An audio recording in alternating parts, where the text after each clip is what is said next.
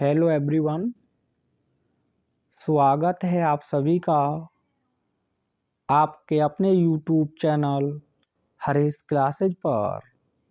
आज हम इस वीडियो में आप लोगों के समक्ष एक most important English question paper discuss करने जा रहे हैं।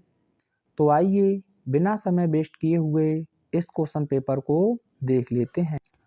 तो जैसा कि आप सभी लोग जानते हैं, जो इंग्लिश क्वेश्चन पेपर है वो 4 सेक्शंस में डिवाइड होगा। सेक्शन ए आपका रीडिंग पर आधारित होगा, जिसके अंतर्गत आपको एक अनसीन पैसेज दिया जाएगा और उससे आपसे 15 अंक के क्वेश्चंस पूछे जाएंगे। तो साथियों, अनसीन पैसेज किस प्रकार से जिसने बिल्कुल भी नहीं पढ़ा है वो भी आसानी से सॉल्व कर सकता है। इस टॉपिक को बहुत बेहतरीन तरीके से आप लोगों के समक्ष मैंने एक्सप्लेन किया हुआ है और उस वीडियो का लिंक आपको इस वीडियो के डिस्क्रिप्शन बॉक्स में मिल जाएगा, जहां से आप 2022 से 24 तक जो भी अनसीन पैसेज पूछे गए हैं उन सभी को आप अच्छे से कवर कर सकते हैं। और साथियों, सेक्शन बी की अगर हम बात करें तो ये राइटिंग सेक्शन पर आधारित होगा और क्वेश्चन नंबर सेकंड के अंतर्गत 3 टॉपिक्स आपको दिए जाएंगे, जिनमें से किसी एक टॉपिक पर 100 से 150 शब्दों के बीच में आर्टिकल आपको लिखना होगा। और मोस्ट इम्पोर्टेंट आर्टिकल्स मैंने आपको प्रोवाइड किए हैं, आप डिस्क्रिप्शन बॉक्स से इन सभी को तैयार कर सकते हैं।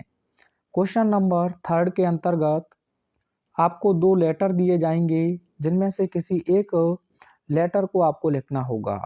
तो मोस्ट इम्पोर्टेंट लेटर्स भी मैंने प्रोवाइड किए हैं, वहां से आप इन्हें तैयार कर सकते हैं।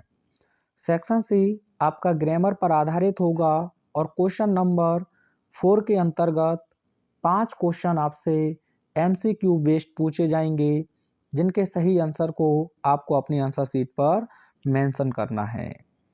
तो पहला जो क्वेश्चन है वो वोकैब में 1 वर्ड सब्स्टिट्यूशन से आपसे पूछा जाएगा और यहाँ दिया है a government why the officials is called, यानी कि जो अधिकारियों की सरकार है उसे हम क्या कहते हैं। फर्स्ट ऑप्शन है ऑटोक्रेसी, तो इसके लिए आपसे क्वेश्चन पूछेगा government by 1%, government by 1% is called autocracy. ठीक है। थियोक्रेसी के लिए आपसे क्वेश्चन पूछा जाएगा, यानी कि गवर्नमेंट ऑफ रिलीजियस लीडर्स, यानी कि जो धार्मिक नेता हैं उनके द्वारा चलाई जाने वाली सरकार को आप थियोक्रेसी कहते हैं, यानी कि धर्मतंत्र। डेमोक्रेसी आप सभी जानते हैं, government of the people, by the people and for the people, लोगों की सरकार लोगों के द्वारा और लोगों के लिए ही उसे डेमोक्रेसी कहते हैं। तो सही आंसर हो जाएगा आपका ब्यूरोक्रेसी, नौकरशाही जिसे आप कहते हैं। अगला क्वेश्चन आपका फ्रेज से होगा, जिसमें आपसे पूछा है the phrase set in means. Set in का मतलब होता है साथियों टू बिगिन, यानी कि किसी चीज की शुरू करना। तो टू बिगिन यहाँ आपका राइट ऑप्शन होगा। अगला क्वेश्चन आपका सिनोनियम से पूछा जाएगा, तो यहाँ आपसे पूछा है the सिनोनियम of diminish is. Diminish का मतलब होता है किसी चीज का कम करना। फर्स्ट ऑप्शन है मिसफॉर्चून, तो इसके लिए आप लिख देंगे एडवर्सिटी, एडवर्सिटी या कालमिटी या बैड लक आप लिख सकते हैं। ठीक है।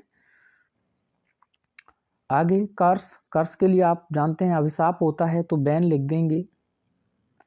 तो सही आंसर होगा ड्विंडल, इसका मतलब भी होता है कम करना। फ्रैंक का आप लिख देंगे कैंडिड, क्या लिख दोगे कैंडिड, कैंडिड का मतलब होता है सच्चा या निष्कपट। सभी क्लियर हुआ होगा आपको।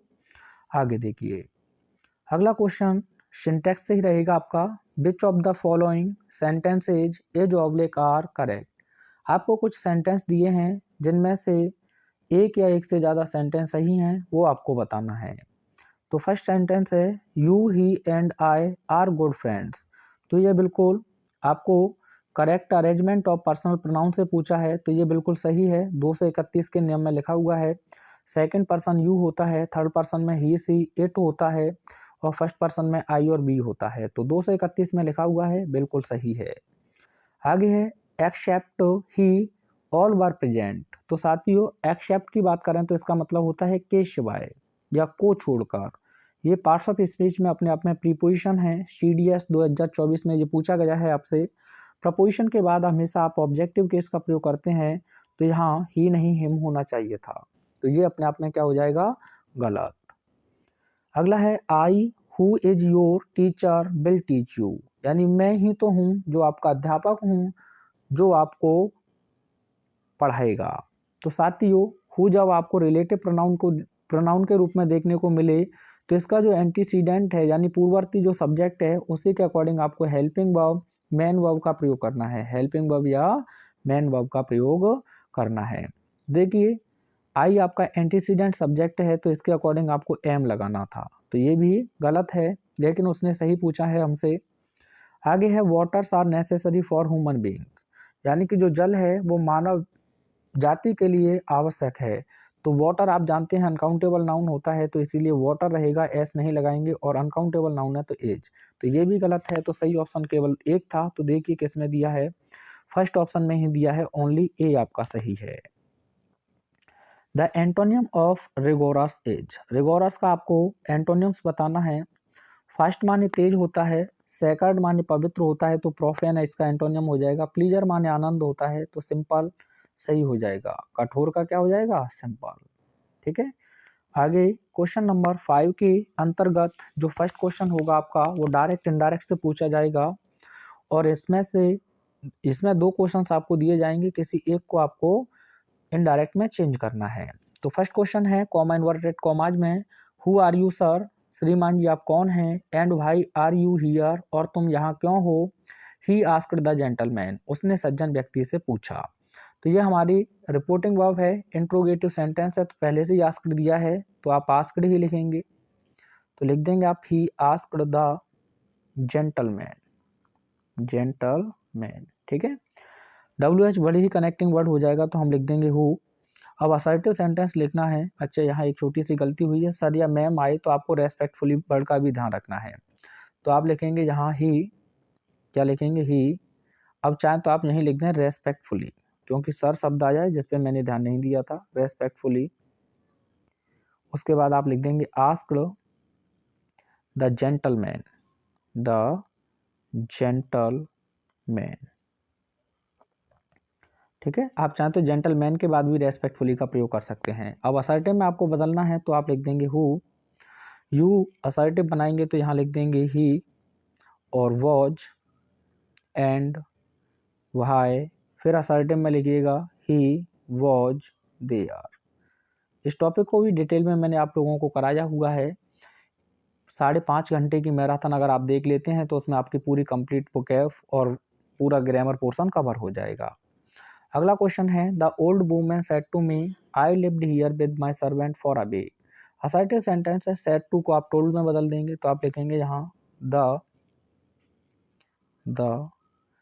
ओल्ड वुमेन, सेड टू को आप टोल्ड में बदल देंगे। आगे आप लिख देंगे मी, कॉमा इन्वर्टेड कॉमा के स्थान पर दैट। आई को वुमेन से चेंज करेंगे तो सी, पास्ट इंडेफिनिट पास्ट परफेक्ट में चला जाएगा तो हैड लिव्ड। हियर को आप देयर में चेंज कर देंगे, विद का विद रहेगा प्रीपोजिशन। माई को आप वुमेन से चेंज करेंगे तो हर हो जाएगा। आगे आप लिख देंगे सर्वेंट फॉर अ वीक। ठीक है, आगे देखिएगा सिंथेसिस से है, किसी एक को आपको कंबाइन करना है। तो पहला है ही एडमिटेड हिज एरर, उसने अपनी गलती को स्वीकार किया। ही एक्सप्रेस्ड हिज रिग्रेट, उसने अपने पछतावे को व्यक्त किया। सिंपल सेंटेंस है, एक के बाद दूसरा कार्य हुआ है, तो प्रेजेंट पार्टिसिपल से आप बना देंगे, तो यहाँ लिख देंगे एडमिटिंग हिज एरर, और कॉमा लगा के आप लिख देंगे ही एक्सप्रेस्ड हिज रिग्रेट। ये बन जाएगा अपने आप में क्या, simple sentence by using participle. आगे दिस इज द प्लेस, या वही स्थान है। Here I was attacked by the robbers, जहाँ यानी कि यहाँ मेरे ऊपर लुटेरों के द्वारा आक्रमण किया गया था। कॉम्प्लेक्स बनाना है, स्थान की बात कर रहा है तो हियर से जोड़ देंगे। दिस इज द प्लेस, यह वही स्थान है। हियर आप हटा देंगे, इसी के स्थान पर लिख देंगे वेयर, जहाँ I was attacked by robbers. ठीक है।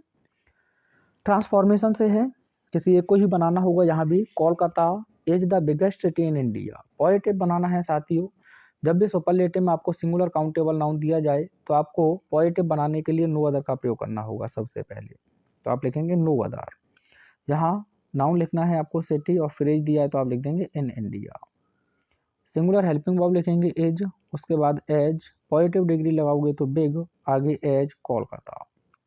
ठीक है भाई, कोलकाता। इसे भी मैंने बहुत बेहतरीन तरीके से आपको टीच किया हुआ है। आप मुझसे कहोगे तो मैं उस वीडियो का लिंक आपको दे दूंगा। अगला है no sooner did the train stop than I got down. Affirmative इसे बनाना है तो एज नो सूनर आया है, वहीं आप एज सून एज लिख दें, एज सून एज। सब्जेक्ट लिख दें the train, the train. Second form अब आपको लिखना होगा, डेड हटा है तो स्टॉप्ड, और इसके बाद देन की जगह पर कॉमा और पूरा लिख दें आई गॉट डाउन। ठीक है भाई, ये हो जाएगा। नो सूनर के साथ देन लगाना है, पेपर वैन पूछ लेता है तो गलत होगा। करेक्ट करना है किसी एक को, तो the manager deprived the principal with all powers. तो डेप्राइव्ड का मतलब होता है वंचित करना, तो इसके साथ फिक्स प्रपोजिशन होता है आपका ऑफ, विद की जगह पर ऑफ लिख देंगे। टायर्ड के साथ भी आपको ऑफ लिखना है, वो जानबूझकर आपको इन देगा तो इन को अवॉइड करेंगे, ऑफ लगाएंगे। जेलस एक वर्ड आपने पढ़ा होगा, जेलस के साथ भी आप ऑफ का प्रयोग करेंगे। ठीक है। इसके अलावा कॉन्फिडेंट हो गया। आगे है neither food nor water were given to me yesterday. ना तो भोजन ना पानी कल मुझे दिया गया। तो नाइदर नॉर के पास में जो हो उसी के अकॉर्डिंग आप हेल्पिंग वर्ब लगाओगे, तो यहाँ वर नहीं बल्कि वाटर के अकॉर्डिंग का लिख दोगे, वॉज। ठीक है। Neither food nor water was given to me yesterday. ये होमोफॉन्स हैं, इनको भी आप वहीं से तैयार कर सकते हैं। उसके बाद साथियों ये स्टोरी है, काफ़ी सरल है, देखा जाए तो आसानी से आप बना सकते हैं। नहीं बनती है तो बताना, मैं तुम्हें ट्रांसलेट करा दूंगा। सेक्शन डी पूरा मैंने कराया हुआ है, 1 घंटे 24-25 मिनट की वीडियो है, जिससे आप पूरे 40 नंबर को कवर कर सकते हैं। उस वीडियो का लिंक भी मैं आपको कमेंट में पिन कर दूंगा या फिर डिस्क्रिप्शन बॉक्स में दे दूंगा, जहां से आप तैयार कर सकते हैं। ठीक है साथियों, आई होप सारी चीज़ें आपको क्लियर हुई होंगी। मिलते हैं नेक्स्ट वीडियो में, तब तक देखते रहिए Harish classes. Thanks for watching.